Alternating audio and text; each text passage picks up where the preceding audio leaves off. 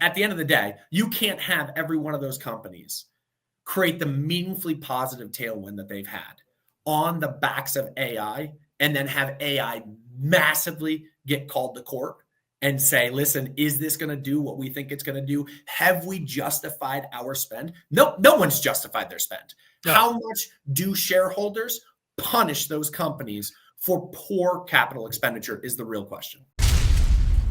Is China's release of DeepSeek the black swan that no one expected? Or is it just fake news? We're going to have this conversation with the one and only Taylor from Life Goal Investments, who last week said, I'm taking the Russell 2000 over Mag 7. And boy, the bloodbath this morning, I'm sure glad he chose that. How you doing, buddy? I'm great, man. Definitely an interesting day. I'm East Coast time zone, so I was up early this morning, and when I woke up, the NASDAQ was down 4.5%. Now it's down 3%. So you've gotten a little rally since the pre-markets, but nonetheless, this is a bloodbath of a day. And I think there's a little blend of this is the black swan that no one could see coming. And two, I think there's some fake news embedded in this as well. Yeah. I think this will be fun to unravel. Again, it's happening in a news cycle that's just faster than maybe what we saw in the .com era. I agree with you. I think there is some legitimate engineering inside here, kind of a mental thought process that is going to ripple through the industry and probably do it very, very quickly, right? One of the things, at least I know about tech is when somebody has a revolutionary idea or approach, it is quickly copied. And I think that's probably a lot of what you're seeing today, because again, if it's true that DeepSeek is running on roughly, they say 10,000 NVIDIA gaming chips, right? Because obviously China is under, export control. They can't get the big $40,000 clusters. It's just going to fundamentally change the CapEx picture, right? If you look at what Microsoft and Meta and Google and all of those folks are doing, NVIDIA's pretty much got 7 or 8 buyers taking everything they own.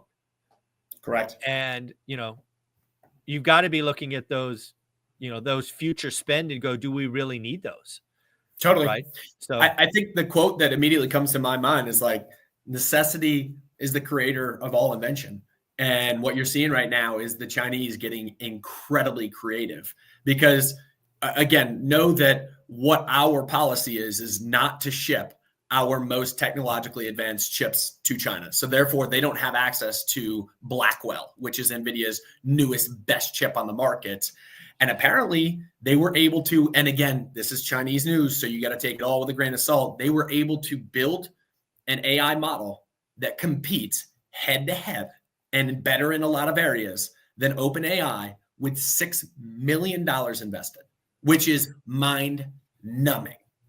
Yeah, and again, you could think about the investors in OpenAI. I believe I read that their last round, first off, they've raised over $17 billion. That's a B, not an M, like what we're talking about. And their last valuation was 157 billion, right? Was Correct. The company. So, you're the stock guy. You've been doing this for 12 plus years. If DeepSeek is even 60, 70, 80% legit, you've got to see that 157 billion valuation being whacked, right? I mean, you just have to. Undoubtedly today, I would say now OpenAI is not publicly traded. So They have to raise and get valuations at their raise levels, but they have to be. If you were publicly traded for OpenAI right now, it's cut in half. It has to be. There's no way it's not, if not more. Yeah, because again, it's one of the things that I look at this, right? I don't have a horse in the race. I don't own any of the stock of any of the players. I'm looking at this and going, might this actually long term be good news for NVIDIA? Not for NVIDIA. No, this might be good news for the other tech suitors. It's not good news for NVIDIA. Okay. Well, let me show you what I was thinking, and then you could still disagree. Yeah. Because again, I'm looking at this going, and again, tell me I'm wrong. I love it when you do that. I love it when all my speakers do that. But when I look at NVIDIA, they were essentially producing a high-end product for 7 or 8 buyers. Correct. Now, these buyers had deep pockets, and they're talking about $60 billion capital expenditures. It's a good way to live when you've got 6 buyers with endless money, right? So that's where they were.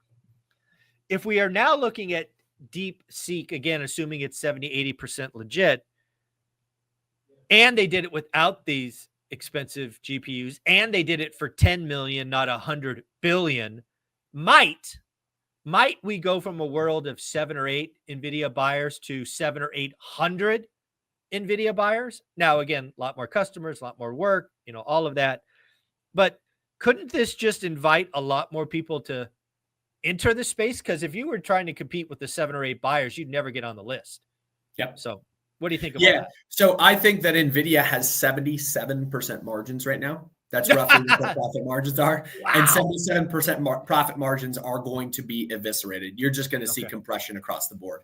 And I think that NVIDIA is down 13% right now. NVIDIA has shaved $450 billion in market cap overnight. I looked at it last night before I went to bed. I went to bed about 10 p.m. Eastern time. It was down 1%. As of this morning and as of right now trading, it's down 13%. It's lost more value than Netflix, Salesforce, Home Depot, There's only 20 companies in the world worth more than $450 billion. That's what it's lost in 12 hours. Yeah, I saw that this morning. Their market cap loss is more than Costco. Wow.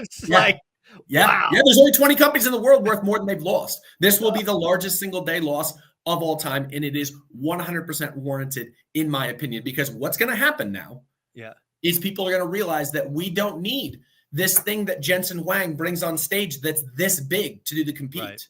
And so at the end of the day, what it's going to do is force innovation on these big AI data center developers. And what you're going to see is potentially Meta not spend $65 billion on AI spend, which is their intention.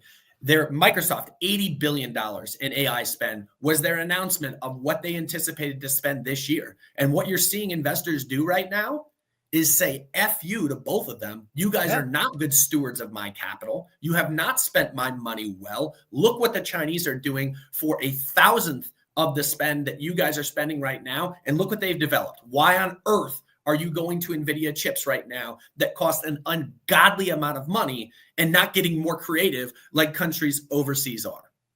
All right. I'm convinced I'm wrong. You're right. Again, I think long-term it might bring more buyers, but the margins are going to get collapsed. The need for the big chips are going to go down. You're probably already seeing buyers, procurement agents for these large, spenders cutting future spend. Totally. Right. And so the big justification for valuations on Magnificent Seven stocks or anything that had ever mentioned AI is this moat. Where's the moat now? Exactly. When a company over 2 years has developed with $6 million of capital spend, they've developed what OpenAI has with every power in the world, every investable capital in the world behind them. They have Trump coming out and launching this massive Stargate of $500 billion of investment, getting this group of consortium of investors together. What does that do to Trump now? What does that do to his plan to launch this Stargate? Well, let's play with that a little bit because, again, you're right. This came out the other day. First off, $500 billion could still be spent, but now what you can do with it? You're going to be 1,000 more times more efficient, right? But I think that what they've done, and granted, take this with 100% certainty that I am not a techie. What they've done is just clearly learned where there are efficiencies and breakthroughs, and we have not learned that yet. So maybe this is just a complete replication. We can flip it back and do this more efficiently on our end, or maybe there's some special sauce, and I don't know what that is, and I don't know how long it takes our developers to discover what that special sauce is to add the efficiency that we need to bring costs down. Well, here we go. I'm going to give full credit to where I got this from. I read a lot of articles. I think Morgan Brown on X or Twitter did the best kind of summary. So Morgan Brown gets full credit for this. I'll look him up. Yeah. Here we go. He has a whole thread. I'm actually going to jump to number 3. So the question is really how did they do this? They, meaning China, rethought everything from the ground up. Traditional AI is like writing every number to the 32nd decimal place, right? 99 point 32nd decimal place. DeepSeek was like What if we just use 8 decimal points?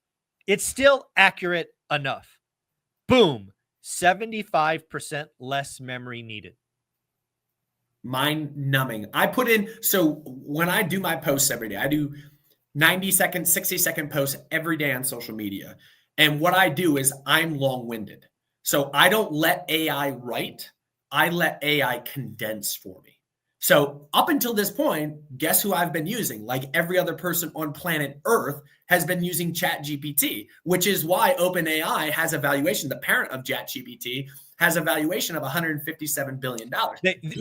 Correction. They had a valuation of $157 billion. Fair. Guess who I used this morning? You did. They did just as good of a job, if not better.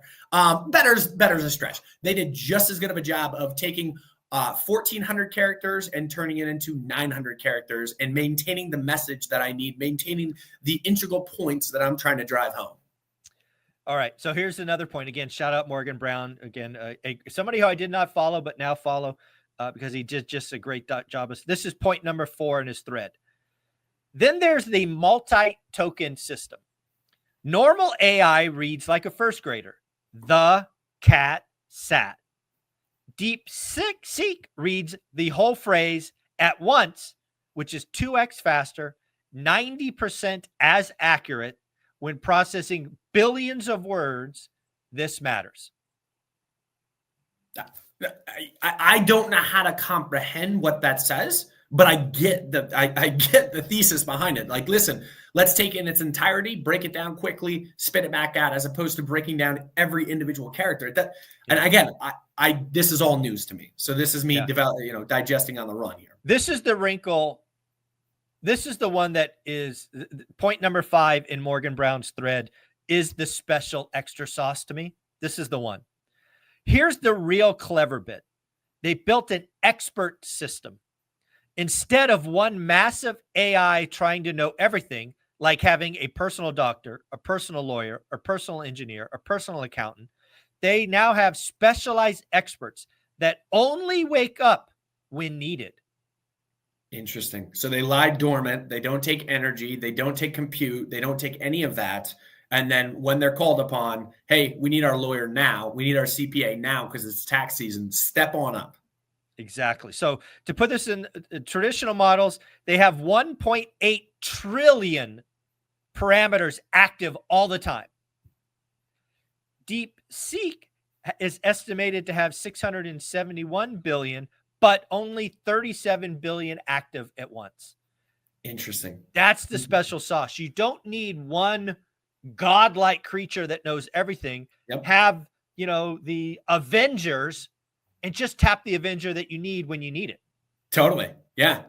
And the spiral out of this is a few fold. So like Trump has made it very, very clear that the focal point of the economy moving forward, where he's going to deploy assets and resources, is AI.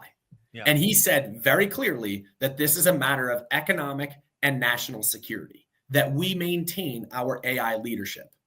So when you look at the markets today, not only do you see tech selling off, to state the obvious, we knew that was going to happen, but secondarily, you also have a massive bond market rally right now.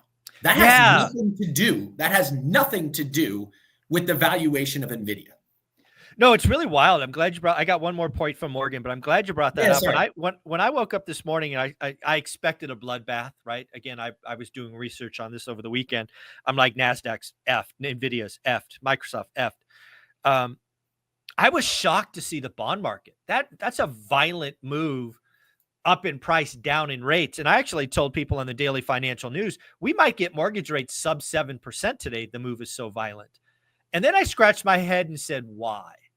And the only thing I could come up with is people are scared, right? They totally. I mean, that's the only thing I could think of. No economic data changed, no this or that. The other thing that happened is the Fed Watch tool now pricing in 2 rate cuts, full rate cuts in 20. I mean, it was that fast. Congratulations, folks. NASDAQ crashes 3-4%, and you get a bond market rally. Wow. This whole Fed, like you and I have just been laughing about this Fed Watch nonsense for now 2 years.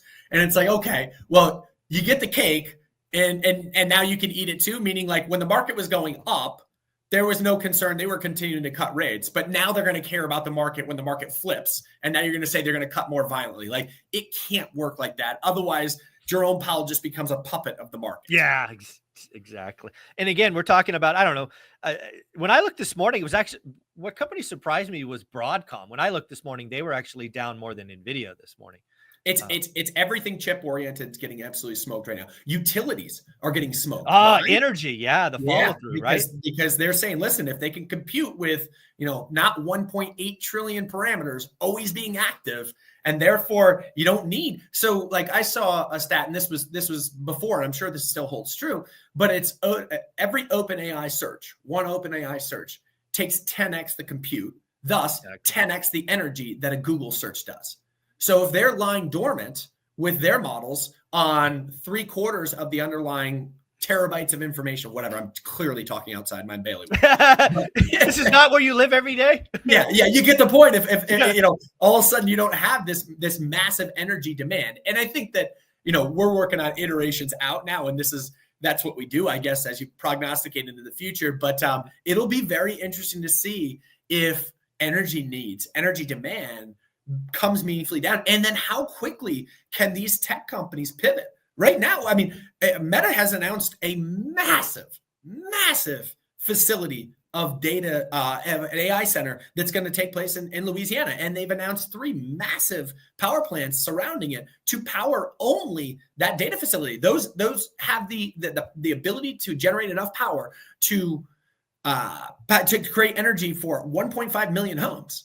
And it's like, now do they continue to build and then there's an excess rather, or like, how does it work? Yeah. Well, let's give Morgan Brown his flowers. One last thing I saw, kind of the results. This is point 7 in his thread. The results are mind blowing. Training costs basically used to exceed 100 million. It's why you only had 7 or 8 players in the space. Now, 5 million. GPUs needed. Again, it was estimated you would need 100,000 GPUs, right? The Blackwells of the world. Now, 2,000. API costs 95% cheaper. And you can run this on gaming GPUs, not the $40,000 Blackwell stuff. So, yeah, the world is flipped. Now, again, huge caveat, we're assuming this is all real and legit. And the good part about that is it's actually all open source. So every engineer in the Valley is downloading, looking at source code, backing in, seeing if it's real. But I think I think, dude, by the end of the week, you could see some of these, big players putting out new models, copying the innovation ideas with DeepSeek. This is probably a rat race that we haven't seen in Silicon Valley since.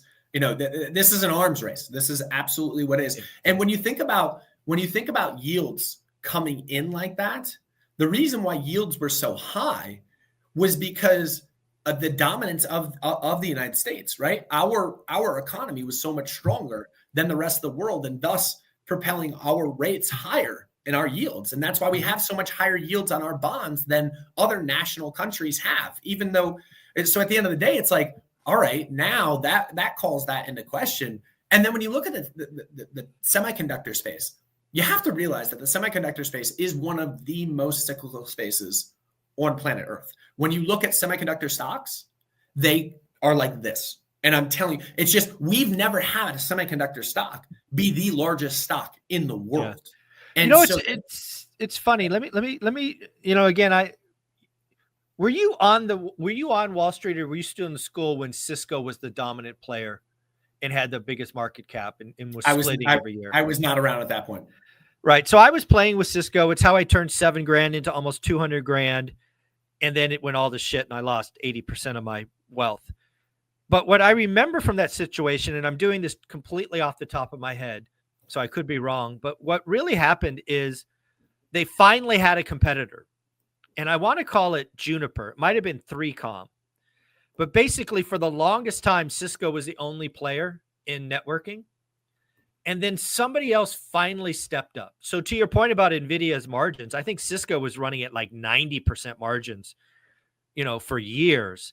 And then they weren't. And what's really sad about this is, if you've been holding on to your Cisco stock since the peak, it's been like 24 or 25 years and you're still not back to the peak. Yep. So I'm going to go back and look that up, but this could be that moment for NVIDIA where they just get whacked and they never see that high again.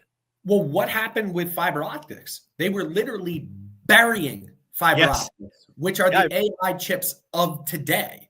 You already had Satya Nadella, the CEO of Microsoft, come out and say, I no longer have a chip problem. I now have an energy problem. And now maybe this will alleviate some of the energy problem. Yeah. But he already said, I'm full up. I'm full up on I'm NVIDIA. Good. Oh, man. So when we step back, we kind of round up this first discussion together. We got to go one more place first. All right. Where are we going? Crypto. Oh, yeah. So that's interesting. Again, I expect the NASDAQ to be down hard, NVIDIA to be down hard. Double-digit decline in NVIDIA didn't surprise me. The bond yield surprised me. And then to see Bitcoin sell off, it shocked me to see that move. Not surprising at all in my mind. Okay. Zoom out, and I'm not talking day to day. I'm not talking week to week. I might not even be talking about month to month, but certainly year to year. You look at when things get nasty in tech stocks, things get nasty with Bitcoin. It's the same intrinsic bias. Yeah, you're absolutely right. What is that called? Correlation? The correlation. Yeah. And the correlation, so even to the S&P 500, long-term directional correlation, and I won't get into the definition of that, but long-term directional correlation between the S&P 500 and Bitcoin is 92%.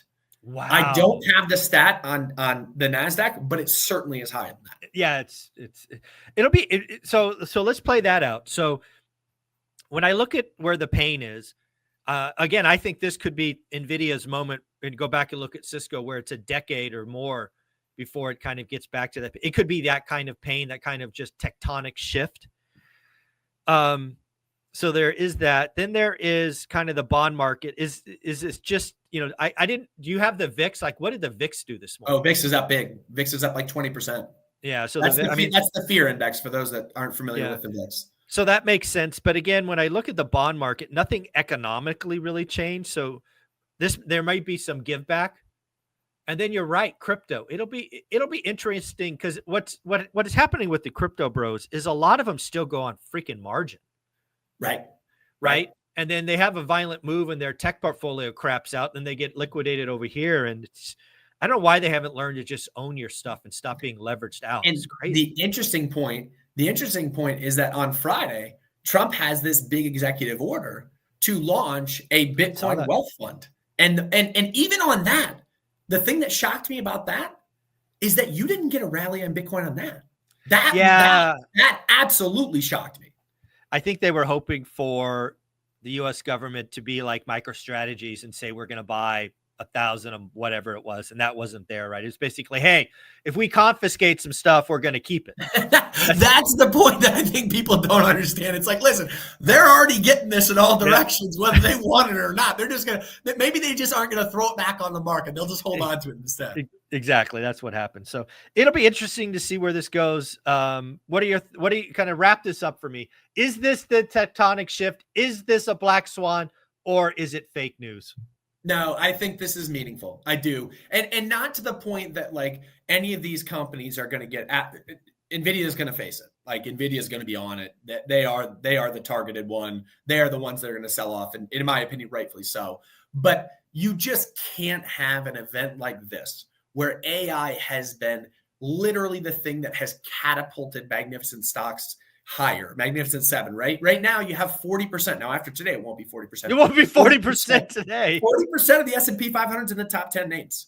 Yeah. And every single one of them, and I don't care, you call Tesla a car company or whatever, consumer discretion, and you call Amazon not tech. They're all tech. Meta doesn't technically categorize as tech. It's consumer, or it's whatever. It's communication. At the end of the day, you can't have every one of those companies create the meaningfully positive tailwind that they've had on the backs of AI, and then have AI massively get called to court and say, listen, is this going to do what we think it's going to do? Have we justified our spend? No, no one's justified their spend. No. How much do shareholders punish those companies for poor capital expenditure is the real question. Yeah. The only thing you could say right now is it does appear that hundreds of billions of dollars in capital has been lit on fire. It is very, unless this is totally fake news and everything that we're getting is nonsense, which I think, to your point, the fact that this is open source and they can go right to the back end of it, how could it be? I'm going to let the smarter people dig into that. We'll be referencing Morgan Brown, who I don't follow, don't know, but I will now be following him myself. There you go. Again, Morgan Brown. Good job. Yeah, it's going to be really interesting. And I think at the end of this, consumers are going to win, because if this new engineering model works where they have these experts and they just lie dormant, when I really think about that, I think about, instead of being one of the top 7 trying to create the most godlike AI, now we're just going to have the best accountant, the best, engineer, the best this, the best that. You could have more competition in those AI models. And then you could say, hey, I'm going to go out and use this one for tax season. I'm going to use this one for getting healthy. I'm going to use this one for that. I think at net, it's positive, but it does make hundreds of billions of dollars go to zero, which, one of Jeff Bezos's most famous lines of all time is, your margin is my opportunity. And yeah. China just plastered that across a billboard across the entire world. Yeah, it's pretty amazing. Again, folks, if you want to know about life goal investments, you can go to lifegoalwealthadvisors.com/introduction. Thanks, buddy. Appreciate you, Michael. Mm-hmm.